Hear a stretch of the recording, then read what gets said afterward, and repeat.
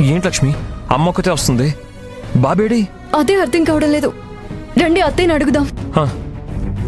అత్తయ్య,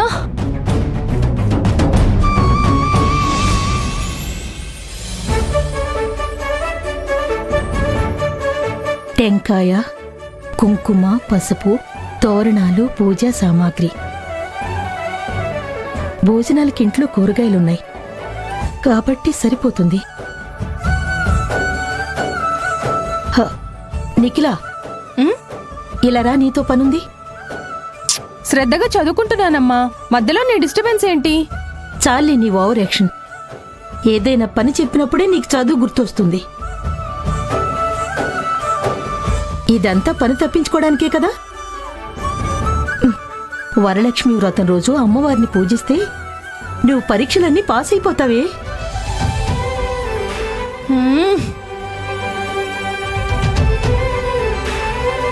అంటే ఏంటమ్మా, నేను పూజ చేస్తే అమ్మవారొచ్చి పరీక్ష రాస్తుందా?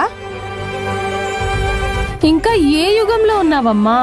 దేవుడు ప్రత్యక్షమయ్యే రోజులు పోయాయి. ఇప్పుడు ఏమున్నా మనమే కష్టపడాలి. చాలే ఆపవే, నోటికొచ్చినట్టు మాట్లాడుతున్నావు.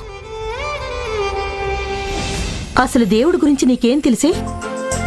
భక్తి శ్రద్ధలతో కొలిస్తే ఏ యుగంలోనైనా భగవంతుడు మనల్ని ఆదుకుంటాడు. నీకు చారుమతి కథ తెలుసు కదా? చారుమతి ఎవరమ్మా? ఇంతవరకు ఆ పేరే వినలేదు. మన రిలేటివా లేదంటే పక్కింటి ఆంటీనా? లెంపలేసుకోవే, కళ్ళు పోతాయి. అసలు ఈ వరలక్ష్మి వ్రతం వచ్చింది ఆ తల్లి దయ వల్ల. ఈ చారుమతి చాలా శ్రద్ధగా నిష్ఠగా అమ్మవారిని పూజించిందట. అమ్మవారు తన భక్తికి మెచ్చుకుని ఒక రాత్రి కల్లోకొచ్చి శ్రావణమాసం పౌర్ణమి రోజు వరలక్ష్మి వ్రతం చేసి నన్ను పూజించు అని చెప్పిందట. నీ భక్తికి తగ్గ ప్రతిఫలం దొరుకుతుందని చెప్పి మాయమైపోయింది. ఆ తల్లి అప్పటినుండి ముత్తైదువుల్ని పిలిచి చీర సారీ పెట్టి అమ్మవారిని పూజించిందట. ఆ జగన్మాత లీలలు ఎంత గొప్పవో. ఆ చారుమతి వచ్చి చూసేలోపు అక్కడ బంగారు రథం ఉందట. అప్పట్నుంచి డబ్బుకు లోటు లేకుండా సుఖశాంతులతో ఆ ఇల్లు పరిపూర్ణమైందట. అప్పట్నుండి అందరూ వరలక్ష్మి వ్రతం చేయటం మొదలుపెట్టారు. ఇప్పుడు తెలిసిందా పూజ భక్తికి ఉండే శక్తి ఏంటనేది? అవునా అమ్మా? దీని వెనక ఇంత పెద్ద కథుందా? అయితే నేను కూడా భక్తితో పూజ చేసి 7 వారాల నగలు ఇవ్వమని దేవుని కోరుకుంటాను. ఏదో ఆశించి పూజ చేస్తే ప్రయోజనం ఉండదు.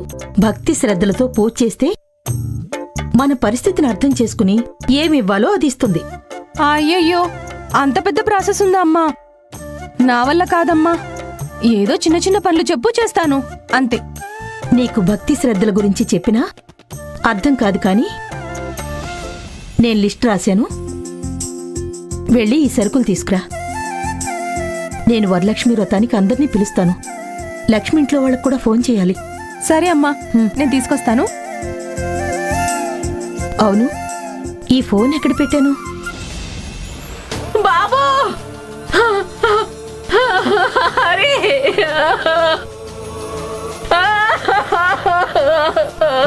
ఏమైందమ్మా?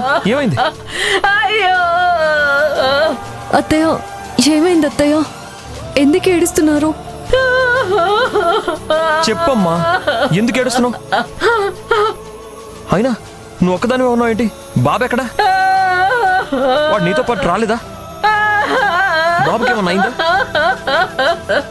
ప్లీజ్ అత్తయ్య, ఏమైందో చెప్పకుండా అలా ఏడుస్తుంటే నాకెలా అర్థమవుతుంది?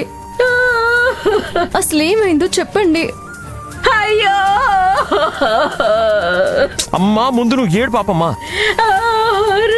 ఇంతవరకు బాబు కనిపించకపోయేసరికి నీ దగ్గర ఉన్నాడు అనుకున్నావు. ఇప్పుడు నీ దగ్గర కూడా లేడు. నువ్వేమో గుక్క పెట్టి ఏడుస్తున్నావు. అసలు ఏమైందో చెప్పమ్మా. బాబుని ఇంట్లో నుంచి తీసుకొచ్చింది నువ్వే కదా?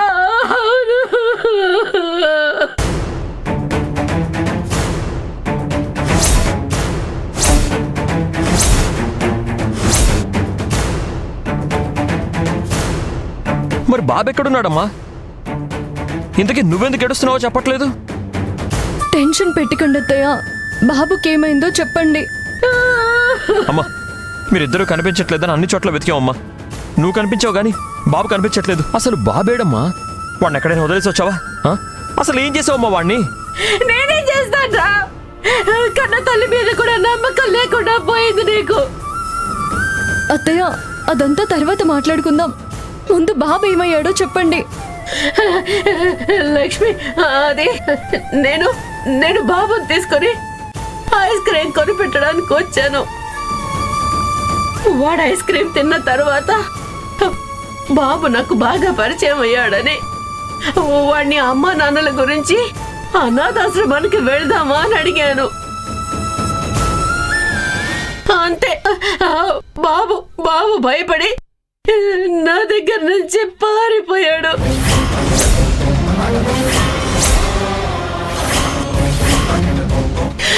వాడి వెంటపడి ఎంత వెతికినా దొరకలేదు. ఎందుకమ్మా ఇంత పని చేసావు? పిల్లలతో ఎలా మాట్లాడాలో కూడా తెలీదా? నేను మీకు ముందే చెప్పాను, బాబు అమ్మ నాన్న దొరికేంత వరకు బాబు మానింట్లోనే ఉంటాడని. ఇప్పుడు ఎక్కడని వెతకాలమ్మా? ఛా! ఏంటండి మీరు కూడా ఇలా మాట్లాడుతున్నారు? అత్తయ్య కూడా బాబు కోసం వెతుక్కుంటూ వచ్చారు కదా. ఎక్కడో ఉంటాడులేండి. బాబు ఎంత బాధపడుతున్నాడో ఏంటో తలుచుకుంటుంటేనే గుండె తరుక్కుమంటుంది. నానా నానా బాబు, అరే బాబు, బాబు, బాబు, బాబు, నా బంగారు, ఏడోకు. కాసేపు గుండెగిపోయినంత పని అయింది తెలుసా? సడన్ గా నన్ను రోడ్డు మీద వదిలేసి అలా పారిపోయావు ఎందుకురా? నేను నీకు చెప్పాను కదా, నేను నీకోసం ఎంత వెతికానో తెలుసా?